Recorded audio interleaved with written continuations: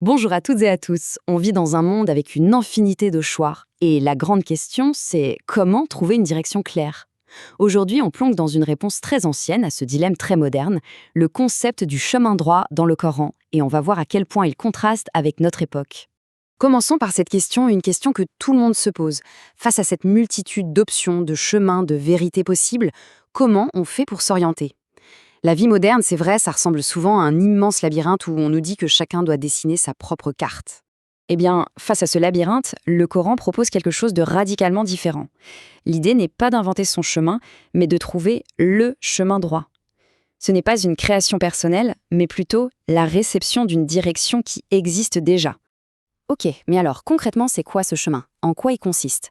Le Coran le décrit à travers plusieurs facettes qui, mises ensemble, brossent un portrait vraiment très précis. On va les détailler un peu. Premièrement, ce n'est pas une voie qu'on bricole soi-même. C'est une direction révélée, qu'il s'agit de suivre. Et ce qui est super intéressant ici, c'est que ce chemin n'est pas juste une liste de principes abstraits. Non, il est incarné par une figure humaine, un modèle concret. Parce que comme le dit la source, une vérité qui n'est pas vécue, elle devient facilement manipulable.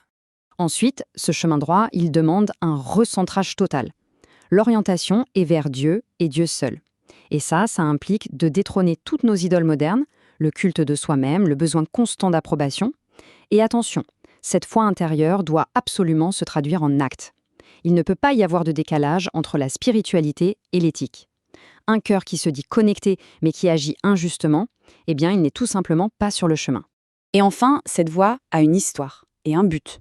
On la reconnaît aux traces qu'elle a laissées dans des vies réelles, des vies transformées par la sincérité, par le courage. Et surtout, chaque choix qu'on fait sur ce chemin est structuré par une finalité, une destination. Sans cette perspective lointaine, la vérité devient vite quelque chose de négociable, qui change au gré des circonstances. Bon, maintenant qu'on a défini les contours de ce chemin, faisons quelque chose d'intéressant. Regardons-le dans le miroir de notre temps. Comment est-ce que cette vision se confronte aux valeurs qui sont au cœur de notre monde moderne? Maintenant, regardons-nous dans le miroir. C'est une invitation directe à réfléchir. Quelles sont les logiques qui façonnent notre manière de penser aujourd'hui et en quoi s'oppose-t-elle à cette idée d'un chemin unique?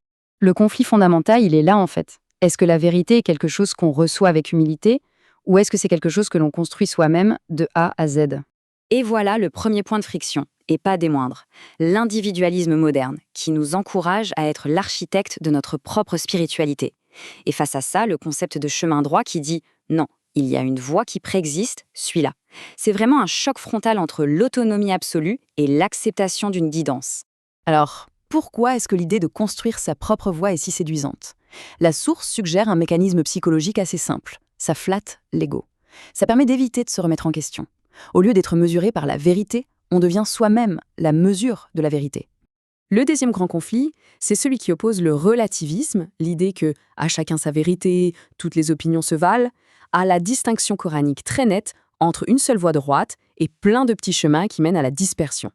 D'un côté, on dissout l'idée même de vérité objective, de l'autre, on l'affirme haut et fort. Il faut bien l'admettre, le relativisme, c'est confortable. Ça protège de l'inconfort de devoir choisir, de devoir se corriger ou d'admettre qu'on a fait une erreur. Mais, selon la nomise de la source, ce confort a un prix. Il transforme ce qui n'est qu'une confusion passagère en un système stable, permanent. Et enfin, il y a cette tendance à utiliser le bien-être personnel comme unique boussole. Si ça me fait du bien, c'est que c'est vrai. Or, la notion de chemin droit, elle, implique que la vérité peut être exigeante, qu'elle peut être coûteuse, et que la croissance personnelle, eh bien, ça passe parfois par des étapes qui sont tout sauf confortables. Ce tableau, il est génial parce qu'il résume parfaitement la logique cachée derrière tout ça. L'individualisme, ça flatte l'ego. Résultat, le moi devient le juge de la vérité. Le relativisme, ça protège de l'inconfort. Résultat, la confusion devient la norme. Et le subjectivisme, où les émotions servent de boussole, mène à confondre les sentiments, qui sont bien réels, avec des faits, qui sont objectifs. Alors au final, que faut-il retenir de cette grande confrontation entre deux visions du monde? La conclusion, en fait, elle se résume en une formule finale assez percutante. Et la voilà. Le chemin droit libère l'homme de lui-même, tandis que la plupart des dérives modernes le réconcilient avec ses illusions. On touche au point crucial.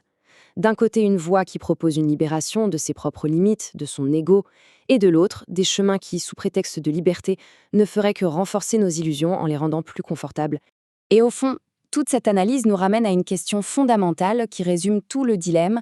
La voie est-elle quelque chose à trouver ou est-elle quelque chose à construire? Est-ce que le sens de la vie est à recevoir ou est-ce qu'il est à inventer de toutes pièces?